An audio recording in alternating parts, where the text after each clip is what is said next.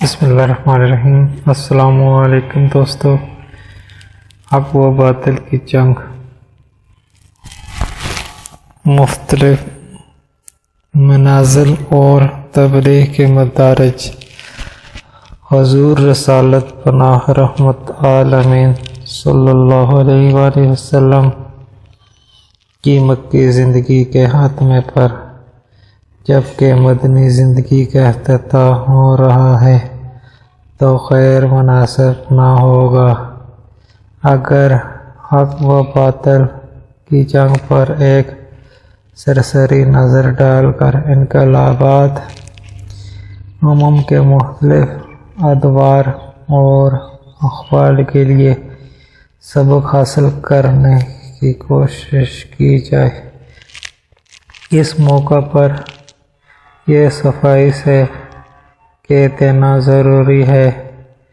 کہ تحریر حضا کا تعلق محض اور فکر سے ہے، اتباع سے نہیں۔ ہاں یہ ضرور ہے کہ رسول اللہ صلی اللہ علیہ وسلم کی پاک زندگی اور حیات طاہرہ میں تدبر اور تحمق کی اعلیٰ اتباع ہے اور کامیابی سے یہ ایک بے نقاب حقیقت ہے کہ جب باطل کی حقیقت کو مشگاف کرنے کے لیے کوئی صدائے صادق بلند ہوتی ہے تو باطل کا ٹیڑھی دل لشکر اول چاہتا ہے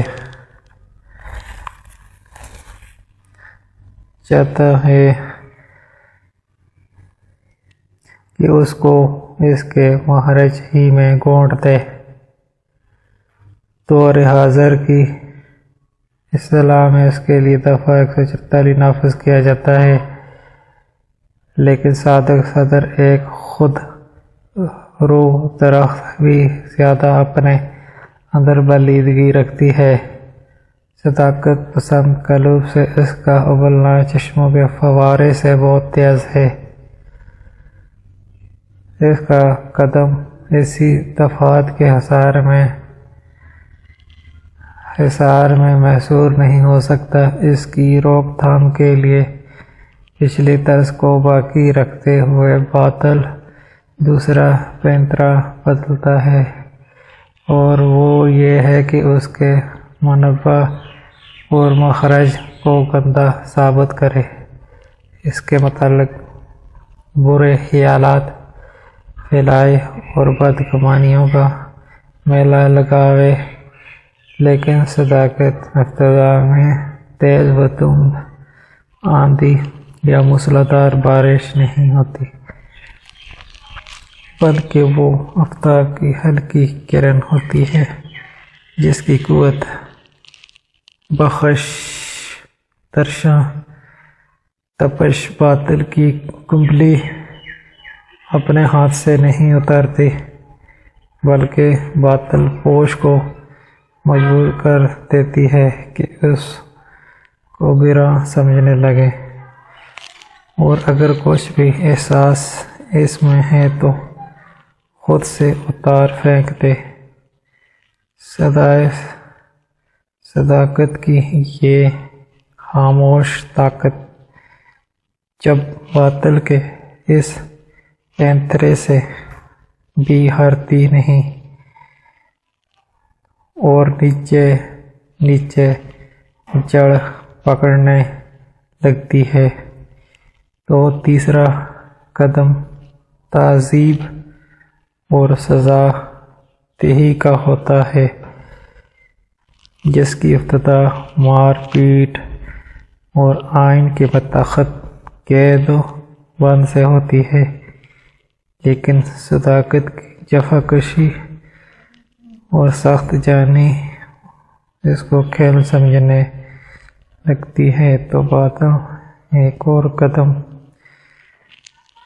بڑھاتا ہے اور اب وہ قادر مطلق کی شکل میں نمودار ہوتا ہے اور دعوی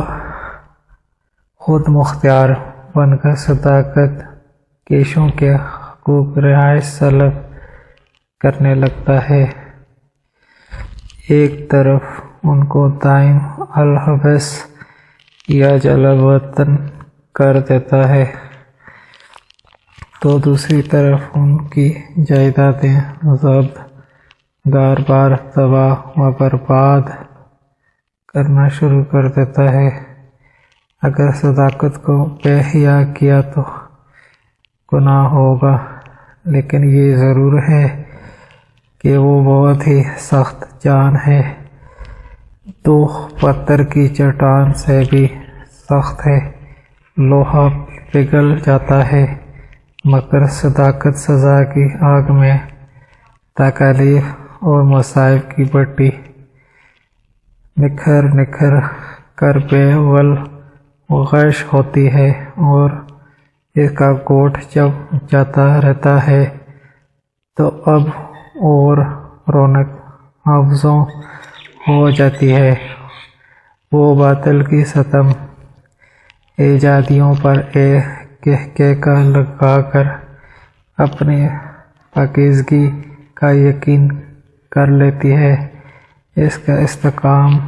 پہلے کی نسبت زیادہ ہو جاتا ہے۔ ہاں، یہ ضرور ہے کہ بھیڑ چھٹ کر ہلاسا رہ جاتا ہے، نمائش کا فور ہو جاتی ہے، مغز فقہ اختیار کر لیتا ہے، اب باطل بنا جاتا ہے، وہ اپنی طاقت کو کم دیکھ کر آگ بگولا ہو جاتا ہے، اس کے قہر کے بعد پاگوڑے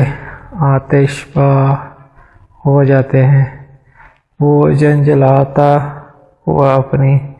جبروتی طاقت کی چمک دکھانے کے لیے میاں سے تلوار سونت لیتا ہے، وہ صداقت کے سر پر گرج اس کی برباد کا بیڑا اٹھاتا ہے، وہ ایک خون نہیں صد خون مگر معصوم خون کے لیے تل جاتا ہے، وہ خیال نہیں کرتا کہ اس شدہ لہو اور پاک خون کا سرخ داغ اس کے دامن پر باقی رہے گا، وہ کہتا ہے جو کچھ ہو